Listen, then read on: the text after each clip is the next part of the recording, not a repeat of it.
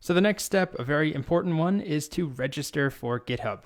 So go to github.com if you don't have an account yet and click sign up. So then you'll need to come up with a username, an email address, and a password.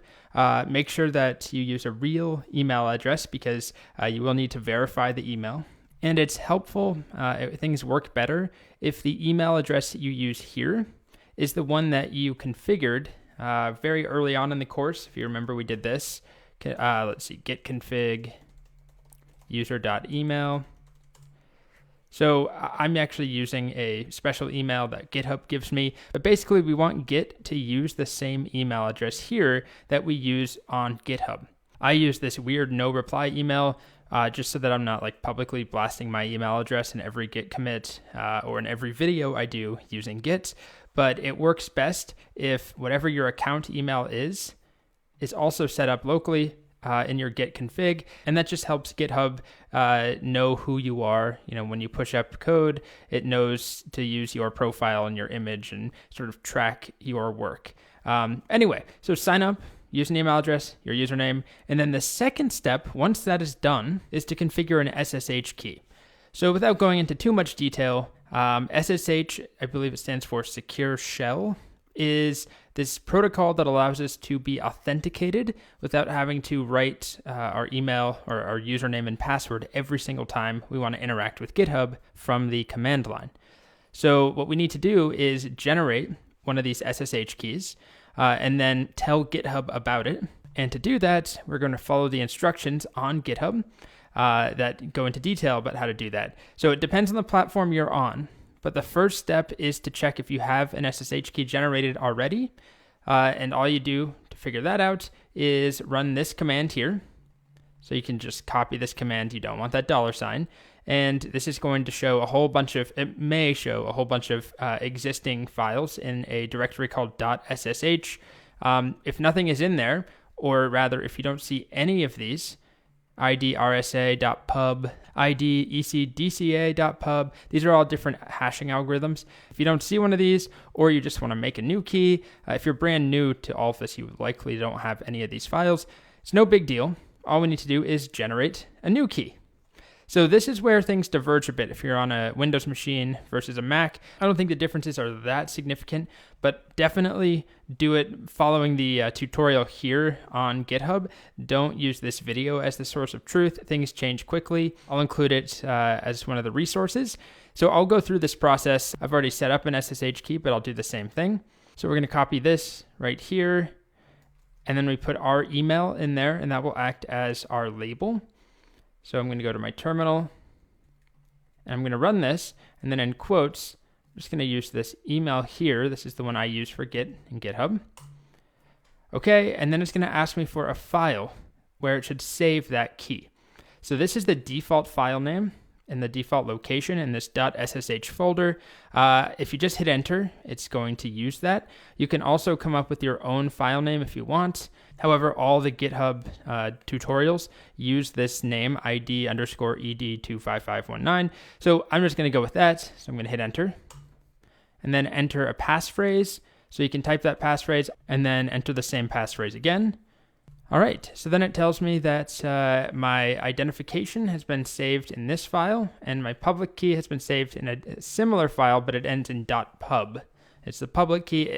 I'm not going into detail explaining how this stuff works because it doesn't really matter at this point. We just want to get it set up. So the next step is to then add the SSH key to the SSH agent. So we're going to copy this line if you're on a Mac.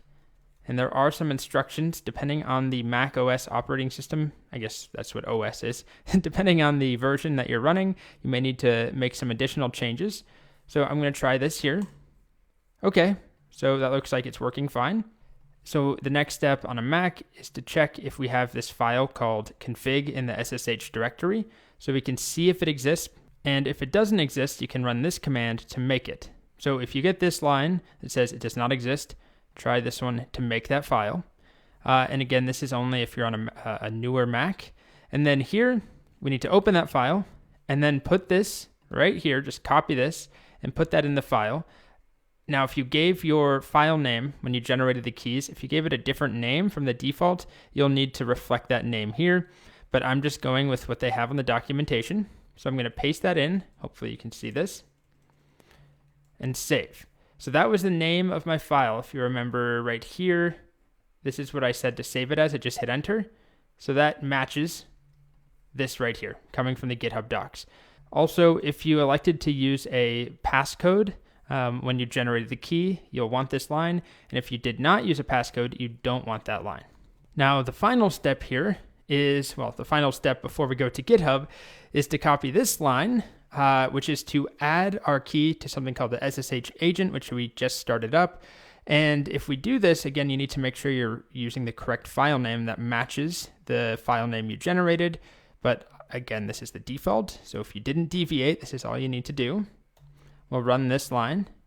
Okay, identity added. So now the final step is to go to GitHub and add that SSH key to the GitHub account. So what we need to do is copy the contents of the key that was generated, the public key.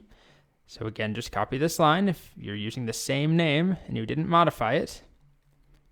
You won't see any outputs, but this command pbcopy copies the output of this into your clipboard. So on the clipboard right now, I have this key here.